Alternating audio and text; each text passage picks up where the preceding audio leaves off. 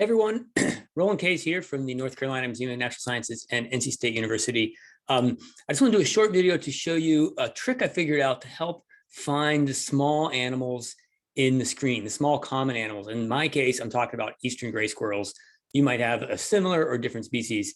And so one of the things, the first thing I do is I will remove out a lot of the other animals, either identify them in batch. For example, we get a lot of deer. So I'll kind of go through and get rid of a lot of the deer or get rid of a lot of the nocturnal animals.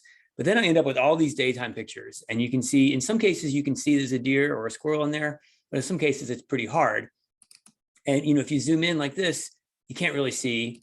And if you zoom in like this, is there a squirrel in there? It's kind of hard to tell. If you skip to the next frame, the problem is in Wildlife Insights right now, it flashes that black screen.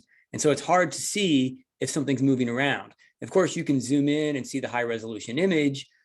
Sometimes that takes a little while. And then you see, okay, oh yeah, there's a squirrel there. But that takes a long time when you have as many squirrels as I do. So I'll show you a trick I figured out, which was that if you go to this view for the big grid size, and then you move side to side, you can see the motion really well. It doesn't flash that black screen. So that way you can see very easily across these different sequences that it's a gray squirrel and that it's one gray squirrel. And then of course, if it's something else, like there's a deer, okay, so that's a deer.